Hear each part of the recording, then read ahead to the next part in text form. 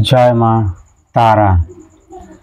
মা তারা অ্যাস্ট্রোলজি চ্যানেলের পক্ষ থেকে সকলকে জানাই আন্তরিক শুভেচ্ছা। আজকে আমি যে বিষয়টি নিয়ে কথা বলতে চলেছি সেটি হলো যে মীন রাশির জাতক এবং জাতিকাদের দরিদ্র কেটে গিয়ে বাড়িতে টাকা পয়সা আসার কি শুভ লক্ষণ আছে সে নিয়ে আজকের মূলত আলোচনা। আপনারা দেখতে থাকুন মা তারা অ্যাস্ট্রোলজি চ্যানেল। এখানে আমি তন্ত্র মন্ত্র জ্যোতিষ পুজো পাঠ বিবাহিত জীবনের সমস্যা কোর্ট কেস মামলা মোকদ্দমা ভূত প্রেত এই সকল কাজ করে থাকি। চাইলে আপনারা আমার সাথে সরাসরি যোগাযোগ করতে পারেন আমার স্ক্রিনে দেওয়া নাম্বারে। মীন রাশির সমস্যা শুরু হয়েছিল 2022 সাল থেকে।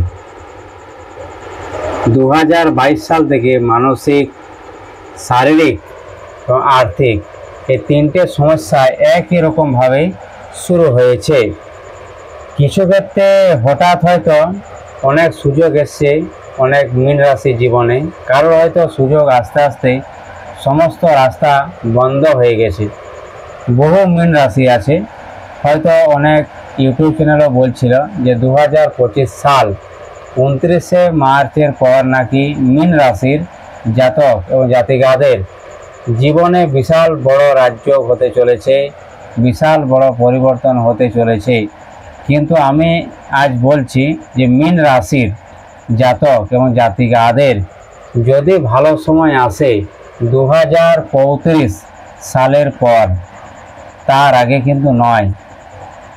তাতে আপনারা তন্ত্র মন্ত্র জ্যোতিষ পুজো পাঠ আংটি পাথর যা কিছু ব্যবহার করেন না কেন সব কিছু ফেল হয়ে যাবে। ঠিক আছে। দারিদ্র দূর হওয়ার আগে শনি গ্রহের কাছ থেকে পাওয়া যায় এই 10টি লক্ষণ। কি লক্ষণ? প্রথম লক্ষণ হচ্ছে স্বপ্নে পরলোকগত পূর্বপুরুষদের দর্শন পাওয়া।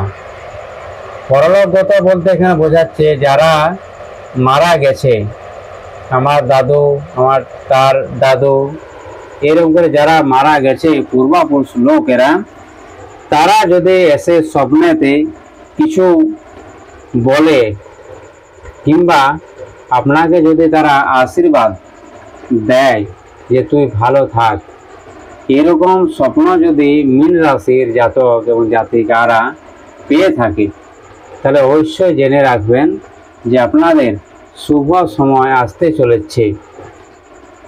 2 নম্বর হচ্ছে হঠাৎ করে হাত থেকে টাকা পয়সা পড়ে যাওয়া এবং সেই টাকা ঘুরতে ঘুরতে নিজের কাছে চলে আসা। তাহলে জানবে যে বাড়িতে অভাব এবং দরিদ্র মিটতে চলেছে। 3 নম্বর রাস্তায় কোনো টাকা পয়সা কুড়িয়ে পাওয়া এবং সেই কুড়ানো টাকা যখন কুড়িয়ে পেলাম আমি, তখন মনে মনে হয়তো চিন্তা আসা যে এই টাকাটা কারণ নয়, ঈশ্বরে আমাকে দিয়েছে টাকাটা। 2 নম্বর লক্ষণ।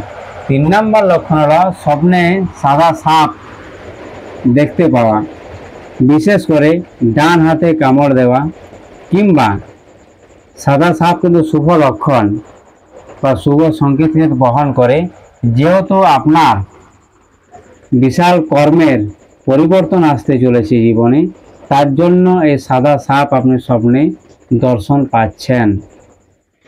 হঠাৎ করে আত্মীয় বন্ধুর কাছ থেকে সাহায্য পাওয়া, হয়তো আপনি এতদিন ধরে কোনো সাহায্য পাননি, উল্টে হয়তো আপনার পেছনে লেগেছে বন্ধুরা, কিন্তু হঠাৎ করে যদি আপনারা বন্ধুর সাহায্য পান তাহলে জানবেন যে আপনার ভাগ্যের পরিবর্তন হতে চলেছে।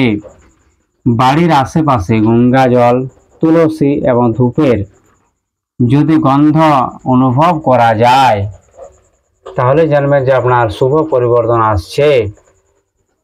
নির্জনে মা লক্ষ্মী দেবীর নাম শুনতে পাওয়া কিংবা মা লক্ষ্মী দেবীর নাম উচ্চারণ হওয়া, ভুল করে উল্টো পোশাক পরা, মনের ভিতরে অকারণে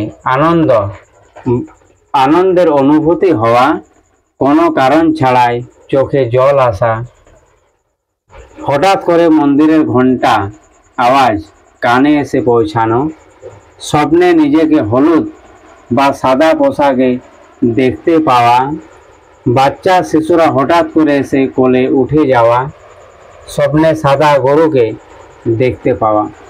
এগুলো হচ্ছে কোনো জাতক বা জাতিকার যখন দরিদ্র মিটে যাওয়ার পর এই স্বপ্নগুলো কিন্তু আসে, তারা কিন্তু নয়।